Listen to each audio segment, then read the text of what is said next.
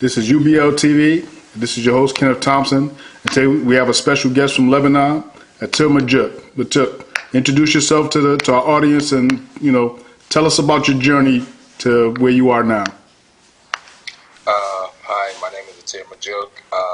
I'm originally from Sydney, Australia. I just fell in love with basketball at the age of 13. So, and I started working hard, just to be good at, what I love. I remember taking a trip to Vegas when I was 16 and, playing against the all top ranked players.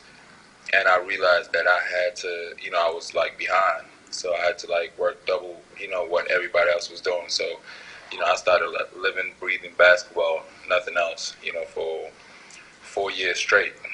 And, that ended up, landing me a scholarship at the University of Connecticut. And then, it just, once I went there, it was a lot of hiccups, with me being from Australia and, the rule changes and stuff like that. And, just kept played there for 1 year and turned pro after that. My first year playing professional, me being a kid, not knowing anything, I signed in Turkey, second division, and, just played really hard, and from there everything started going up, and left Turkey, got offered a contract in Australia, in my hometown, won a championship with them, and then I came back to the U.S. during the summer, and I declared for the NBA draft because I was eligible, and worked out for a few teams, group workouts and stuff.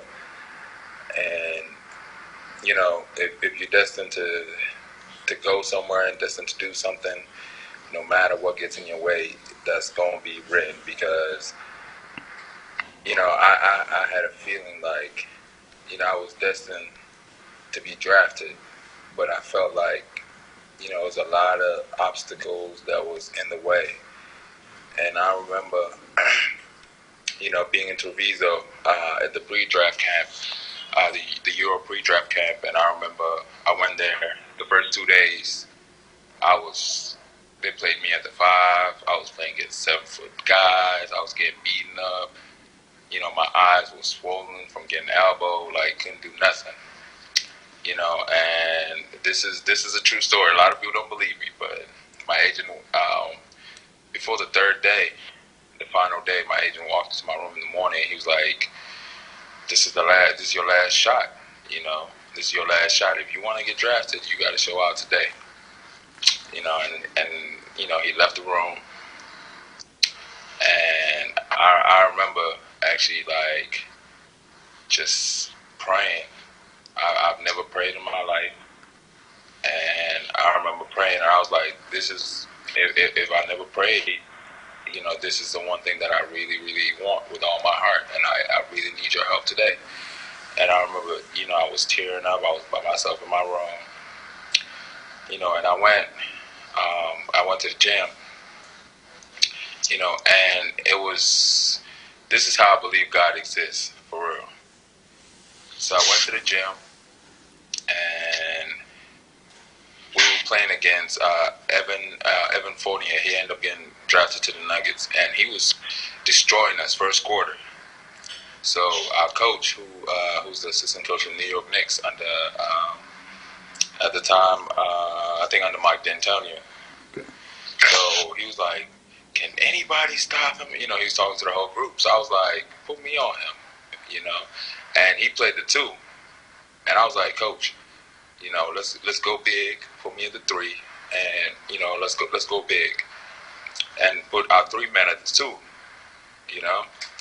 So this is 5 minutes in the game. So he brushed it off. Second quarter, he looked down the bench. He didn't have nobody to answer for him. So he's like, you want your shot? This is your shot. So I go out there, I remember exactly. I sub in, and it was our ball. We inbound the ball, and I just ran to the corner as a 3. I just ran to the corner, And as I turned around, I saw the ball coming. I caught it and just chucked it up, and swish. So, that I was like, all right, lucky shot.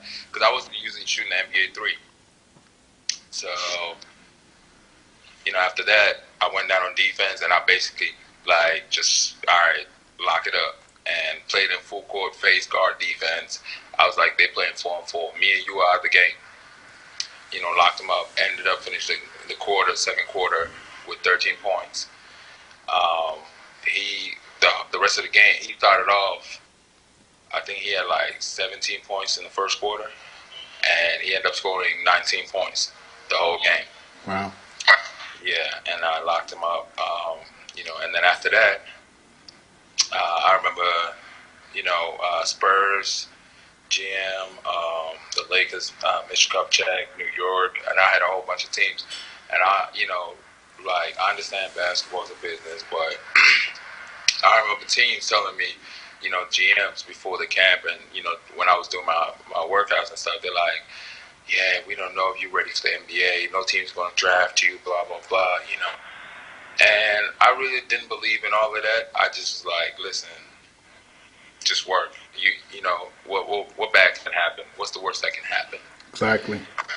And then the same people was coming up to me telling me, we want to bring you in for a workout, and talking to my agent. And I remember people bashing me and stuff like that. And I really, I never, I had a concept. People was bashing me in the media. People was, bashing me on Instagram, Facebook, all of that. I printed out every single article that was bashing me, and I put it in my room. You never really got a chance to show your your talent because of the UConn thing, but I got to see some of your talent, watching you play a pro-am, coaching against you in pro-am. So I mean, I saw what was there. Yeah, I mean, it's things that happen. You go down to go back up. Right. And I ended up getting drafted to the Lakers. How did that feel? It was an amazing feeling. It was an amazing feeling. I felt, I felt like I was on top of the world.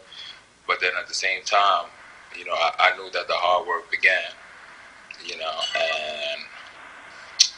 it's just a lot of politics. I knew a lot was coming, and a lot of responsibility. But then again, I believe God will never throw something that you cannot handle. He won't give you more than you can handle at all. He definitely won't. Exactly. And me now not being in the NBA, going to training camp and getting cut, and then going to play the D League, and getting hurt before I got my shot. That's God's way of telling me that I'm not ready for the NBA. And I'm not, just because I'm not ready for the NBA does not mean that I can't still work hard and still play, in other leagues, because it's 200 and some countries in this world, and every country has a league, Exactly. And they pay, and at this stage of my career, it's just everywhere a lot of people.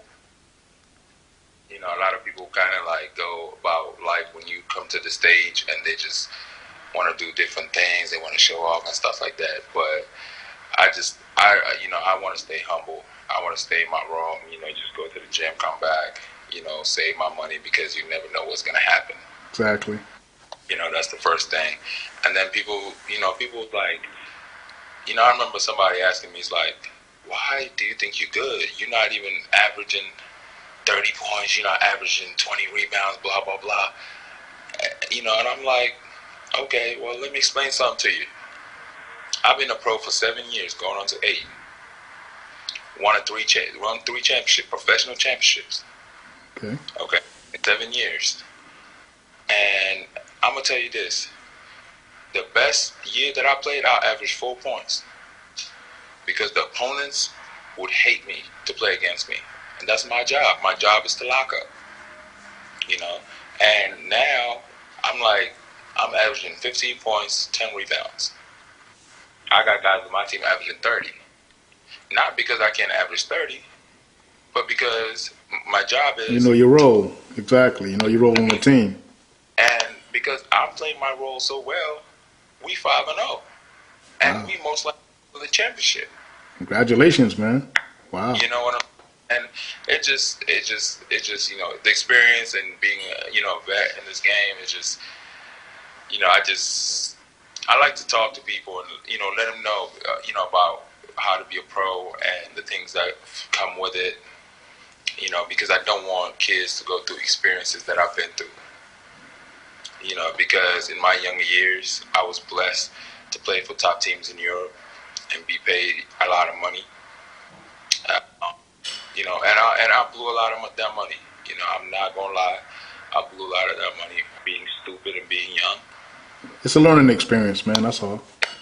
Exactly. It's a learning experience, and now I like to talk to the young players that are just turning pro and tell them, look, basketball is a short phrase.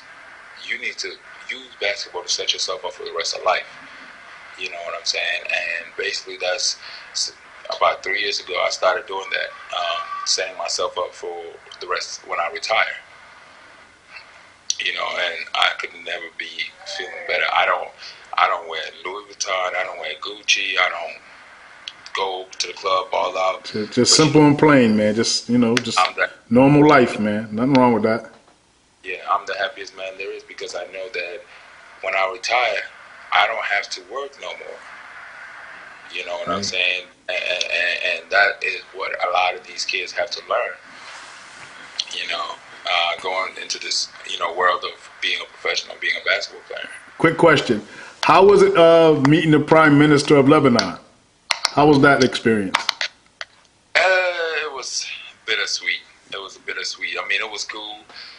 We went to his presidential palace, and it was kind of, wow, it was cool, but he's actually the opposition's supporter, and he's one of their sponsors. Wow. And the thing is, we beat their team to win the championship. So he kind of felt some type of way, but he was happy because he had to play neutral. But you could tell that there was a lot of hostility because he's part of the other, team. Right. He has an investment in other team, yeah. Yeah, and he said it. He was like, I wish Riyadh was here instead of you guys, but hey, as long as the Lebanese team is here, then I don't mind, So, but it was a great experience, getting to do things like this. I'm blessed, even though I've never made it to the NBA. I'm blessed to visit different countries, see different things, learn different things.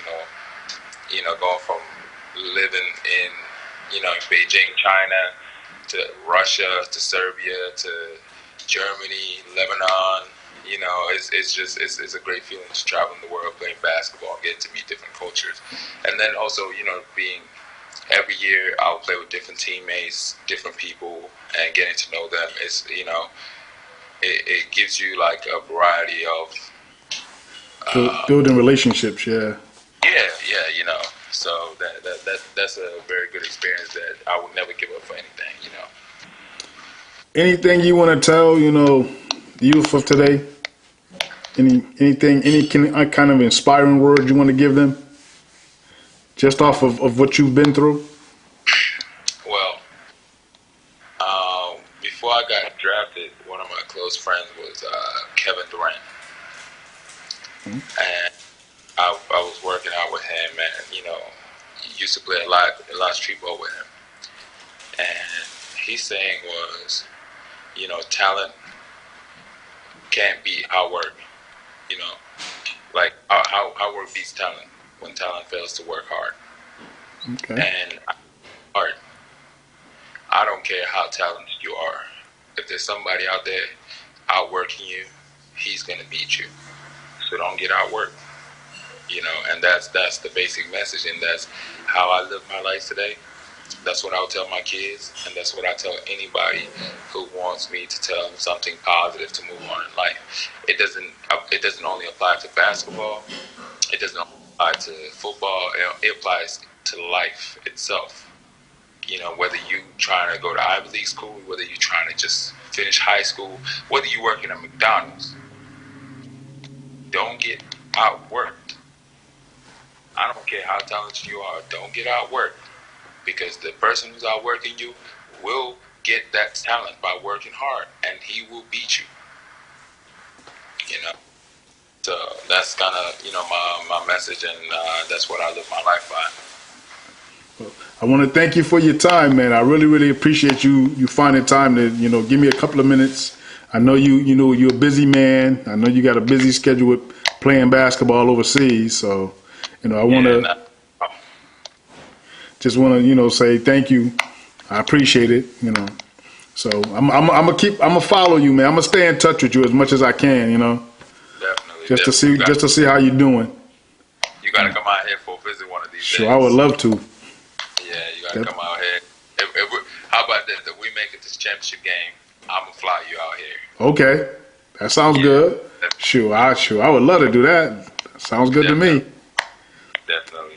All right. I appreciate it. So I'll talk to you later, brother. You be good. All right? You be safe over there. All right. Definitely. This is UBLTV signing off. Thank you.